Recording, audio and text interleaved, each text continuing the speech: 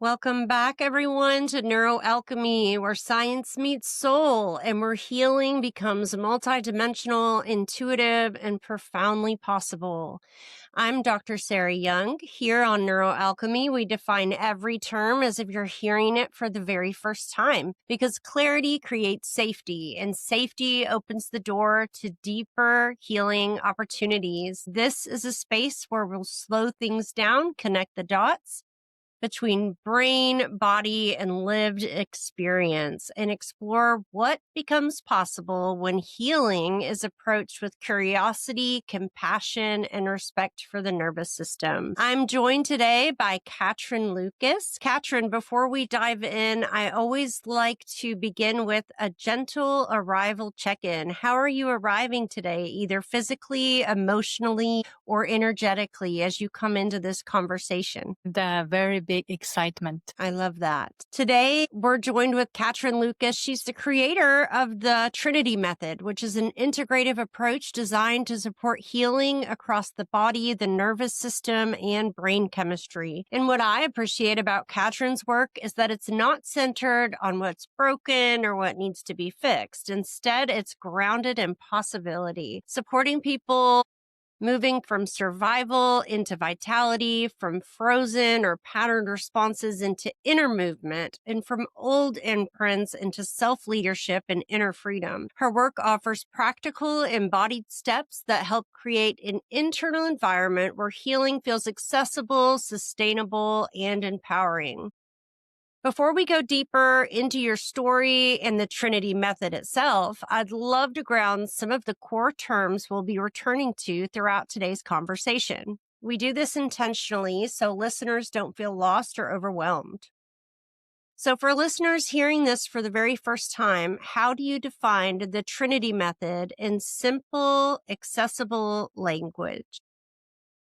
It's bringing the body, the feeling or the emotional state, which I define as the nervous system, and then the mind or the brain chemistry, all into one. So everything from up to down or from down to up becomes coherent. So everything becomes one and aligned with each other. When you talk about safety, what does that mean from a nervous system perspective, not conceptually, but experientially? That I start to feel safe within my body, within my experience, no matter what the experience is, even if it's, as we define it, sometimes negative, then I start to feel safe and grounded within that experience, that I fully accept it and embody it. And how do you distinguish between living in survival mode and living from a place of vitality? Living in survival mode is that all of my everyday life energy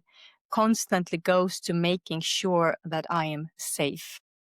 So I come from a place where I don't trust life, and I have to constantly check if everything is in order so that I am safe. And coming from a place of vitality, I think we come back to the same place, that I find safety in whatever will happen within the experience that my life is at this moment. You reference brain chemistry often. How do you help people understand that their chemistry is responsive and changeable, not just fixed? I talk about the brain chemistry and also the nervous system in the same way that I make example of when you take clay. And if you take clay and you want to start molding it, it's moldable, but only until a certain time when it dries up, and then it goes like, in a way, like it thickens and it is set, and you cannot change it anymore. But then if you add some water, right, then it becomes flexible again and you can mold it. So water, in my opinion, in our system, is relaxation, is letting go, is easing down, coming into the moment. And then that is the way I explain it, that if we start to wind down, then everything is not set in their ways anymore. It becomes moldable again. When you use the phrase inner freedom, what does that look like in real life for the people you work with? Inner freedom is when I, again, relax into the experience of my own life. Inner freedom is when I know that whatever comes along my way or whatever has been in my past, that I can integrate every experience and I have the resources, the knowledge, the skills to handle all the experiences that I encounter in my life. In my opinion, that's where inner freedom comes from. What inspired the creation of the Trinity Method, and what felt missing or incomplete in other approaches that you've encountered? I saw that many people want to strive to become better. And then we all have that wish, like many people, 1st of January, they go to the gym. But in the end of February, most people cannot do that anymore. So I was looking into why this happens, why we cannot do the things we want, why cannot we become better, why cannot we embrace change, what is so hard about it? And then I realized, like we were talking about the brain, that everything is so solid in our ways. We're so set. We are like a little bit like, I would explain, like we're like stoned, become like stone, rock hard. And then, but if I want to unwind somebody, then for the nervous system, for the brain, for all of our system, the new way is not safe because it's not a way that we know. And I wanted to find something that we start to do. We start to take very small steps. Little by little, we start to make sure that our body, our nervous system, and our brain starts to feel safe. And when they wind down, when they relax, then they also allow the change within us to happen. And most people, as I see today, are in a frozen state. Like I said, they're rock hard. So in that stage, change is not possible. Even if we start with something new, we go quickly back to the old state. So I wanted to bring on something that people can start doing. If I say we'll start with only 15 minutes a day, then everybody can find that 15 minutes.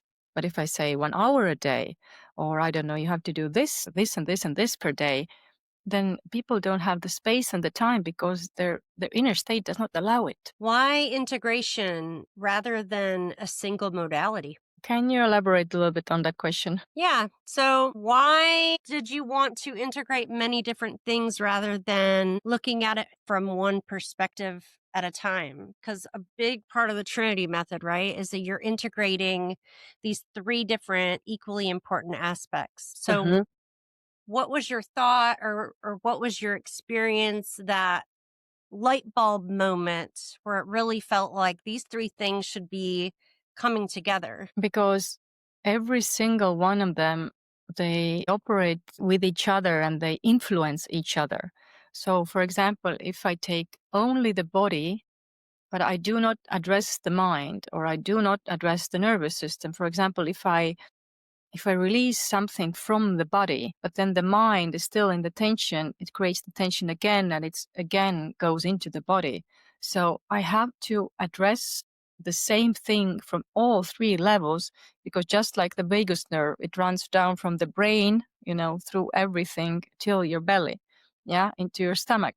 So it's all together a one system, and they all have to be eased down at the same time. Sometimes I start with a person, so that let's start first with the body, just 5 minutes a day for a week, or for example, then we add on the breath, then we add on the mind.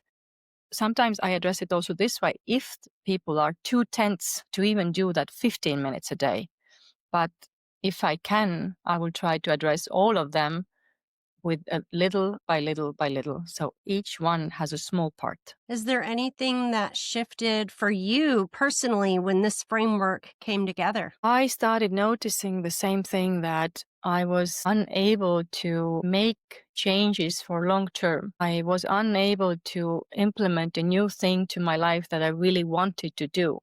So I realized again that for example, if I want to start going to the gym and I don't have the energy to actually do that, then I can push myself for a month or 2 months or 3 months. But then I stop it. I quit because I don't have the energy that backs the change. And then I understood that if I want to have energy running through my system, that I have life energy, that I have resources, extra resources, then I need to start letting go of the things that are keeping me so tense inside. And then when I did that, little by little, I started making some changes. my life shifted entirely. For example, I was able to do a course with people 30 days, every single day online, that I was never able to do that before. I could not show up 30 days in a row. I didn't have that energy. And then when I shifted, everything changed. My work changed, how I showed up changed, the changes that I wanted to bring to my life, that changed. So everything has been going better and better. I have been able to let go addictions. Constantly, I'm getting into a better place with myself where I feel better, I'm happier with myself, and my life, because of that, changes also. For individuals who feel stuck, frozen, or subtly overwhelmed, not necessarily in crisis, what are some small supportive steps that begin shifting the nervous system towards safety and openness? Well, what I see with my clients, one really important thing is for the nervous system that, first of all, I would say we would need to have that safe place where we can start to wind down. Because, for example, for some people at home, there isn't that safe place where they can start winding down because of their relationship, and whether they're living with their parents, whether they're living with their partner, I don't know, whoever they're living with. The homes are oftentimes battlefields, as you probably know. But if they find then the therapists, and even that once a week in the therapist office for that 1.5 or 2 hours or whatever the time is, if that is the safe place and there is the safe container, so if for that specific time the nervous systems can already start winding down, then that gives a little feeling, okay, this is the place where it's safe, and that gives a little bit extra energy and courage to start taking steps to move forward. So we need to find some kind of a place or a person, whatever that is, a container where we can start letting go. You've seen meaningful changes in people who've carried long standing patterns. What gives you hope about the body and the brain's ability to heal and reorganize? As I started working with trauma, and I was really looking for ways that would actually help, because I tried a lot of therapies myself and then a lot of things didn't help. But where I started doing research and really digging in to really first understand how everything works, and then implementing what I learned and then creating the method, then I started seeing changes extremely quickly. I can say that a person comes from deep trauma with obsessive compulsive disorder, with all kinds of fears of things that they are doing they cannot let go, like they go and get themselves, I don't know, abused once a month or once a week or things like that. And when we implemented the method, within 1 month they've completely changed. They come out from a big thing that was dominating them for years, you know.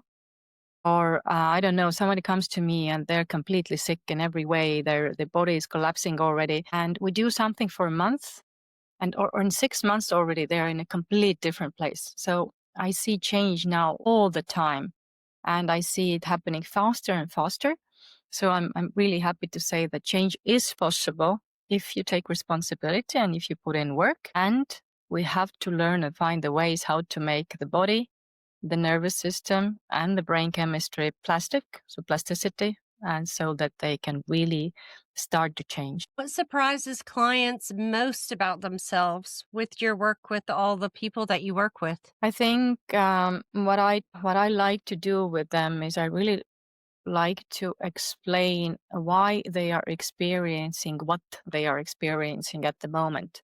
So I want to get really deep, and I call it the mapping. So we map everything in the beginning to understand why this is happening to them currently, what they're going through. And when they see the patterns and where they come from, and when things start to change, make sense to these people, then that, I think, for them is where they find the surprises, but also the understandings, and then the healing comes.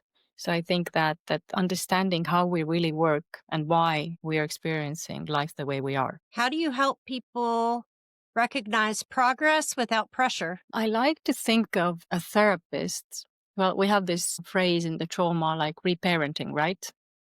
So I like to think of the therapist as a loving, forgiving, understanding, and compassionate mother, but also the father who keeps the discipline and gives them goals and helps them to make sure that they follow the path. So I do that both. And at one point, I'm understanding, I'm loving, I'm there, I'm listening, but then I don't let them go off the road. I don't let them fall down, but I never make them feel guilty or shameful or anything like that if something takes a longer time for them. So, what I try to do with my practice with people is I try to see what everyone's pace should be and help them to find that pace and say it is okay if that takes longer for you, or be more understanding toward yourself. But then I also say that you really need to do this. Otherwise, if you don't do it, then the change doesn't happen. That compassion is so important. Absolutely. I think Yes.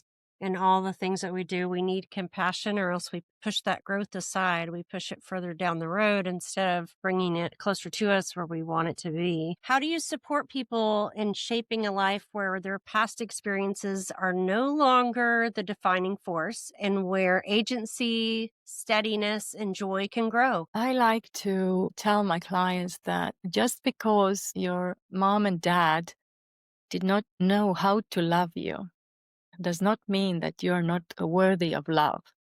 And then together with them, I find that as a therapist, I help them to go on the journey of self love, to find what that really is, because trauma creates self hatred, right? We start to abuse ourselves in every way possible, usually. And then when I try to help them to find the path of self love, then they completely change and they become another version of themselves. And then that is a new reality, a new life, a new way. And everything usually comes from that already. For listeners who want something tangible to work with, what's one gentle awareness or practice that they could explore over the next week to support safety, vitality, or inner freedom? I like to call this kind of the challenge of the week, and we encourage our listeners to whatever Katrin recommends. We encourage you to try it out each day for the next 7 days. Well, if there's only one thing that there is nothing else that they could do, for example, then I would take the body to ground into the body, to start moving the body, to start going for walks, going to the gym, going for a run, using, I don't know, a vibration machine, stretching yourself, doing mobility, even like a mobility movement, 5 minutes every morning. Tons of people online, who give these practices. And just starting to move your body, just grounding in the body, going outside, just being present. And one thing that I would encourage in today's world is start coming into silence. Just be with your body, be in silence, because there is so much noise right now outside that it's just overwhelming completely. And I don't know if people understand that, but our brain and our nervous system was never meant to handle that much noise from outside. And that is already one thing that gets us into a survival state, so to say, right? But to ground into the body and take that moment, whatever you're doing, if you go to the gym or if you run, don't put on headphones. Don't listen to something. Don't watch anything. Just be with yourself. And that is already one thing that helps. Or if you cannot move your body, start being in silence. Just take a little bit of that time for every day. So, what I think I heard you say for our challenge of the week is to be present, right? Be present with your body, be present with each moment without adding extra fluff, without adding extra music, extra, all the noise, right? So, you're encouraging them to be present in the moment and to be comfortable with the silence. Did I hear you correctly? Yes, because what I feel then what happens is you start to hear yourself. You start to hear your thoughts. You start to hear your needs. You start to feel how your body feels. And that is a very rare thing in today's world. So, yes, being present, being in silence, and grounding into the body. What do you most hope listeners walk away understanding about their own capacity for change, even through small, compassionate shifts? I think that everyone should know that change is possible. It might sometimes take longer, and that is okay. That is what I always tell my clients. It can take longer, it's no problem. But we don't have to stay the way we are. And we have the inner wisdom, we have the energy if we need it to step forward, to make that change and step into a new version of ourselves, create a new life for ourselves, change our relationship with money, with partners, for whatever is needed at the moment. So just believe in yourself and believe if you need, you can do it. And you will have also the resources if you really want to do that. And for all of our listeners out there, I will include in the show notes how to reach out to Katrin, how you can get in touch with her or find her outside of our episode today. Katrin, thank you for this grounded, thoughtful, and deeply human conversation. And thank you to everyone listening to this episode of NeuroAlchemy, where the nervous system, embodiment, and multidimensional healing meet. If today's conversation resonated with you, you can find more episodes or connect with us. Until next time, take care of your mind, your body, and your inner world. Bye for now.